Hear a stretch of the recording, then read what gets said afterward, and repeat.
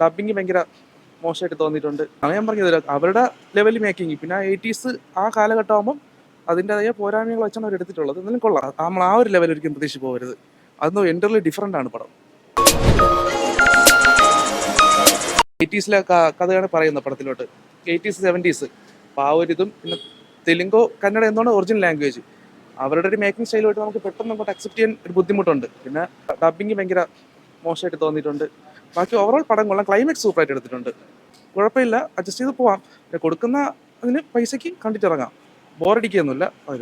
അത് ഞാൻ പറഞ്ഞത് അവരുടെ ലെവൽ മേക്കിംഗ് പിന്നെ 80s ആ കാലഘട്ടം ആകുമ്പം അതിൻ്റെതായ പോരായ്മകൾ വെച്ചാണ് അവർ എടുത്തിട്ടുള്ളത്. എന്നാലും കൊള്ളാം. കണ്ടിരിക്കാൻ പറ്റണം. പടത്തിന് ക്ലൈമാക്സ് ആണ് പടത്തിന് മെയിനായിട്ട് പറയാനുള്ളത്. വേറെ പ്രത്യേകിച്ച് എടുത്തു പറയാനായിട്ട് വലുതായിരുന്നില്ല. ക്ലൈമാക്സ് ഓക്കെയാണ്. ക്ലൈമാക്സ് സെക്കൻഡ് പാർട്ടിൻ്റെ ഒരു എൻഡിങ് ആയിട്ട് കൊണ്ട് നിർത്തിയിട്ടുണ്ട്. അതിന് സെക്കൻഡ് പാർട്ട് വരുമ്പോൾ ഇനി എങ്ങനെയാണെന്ന് അറിയാൻ പറ്റും. കൊള്ളാം. നമ്മൾ ആ ഒരു ലെവൽ ഒരിക്കലും പ്രതീക്ഷിച്ച് പോകരുത്. അതൊന്നും എൻ്റർലി ഡിഫറൻ്റ് ആണ് പടം. പക്ഷേ കൊള്ളാം.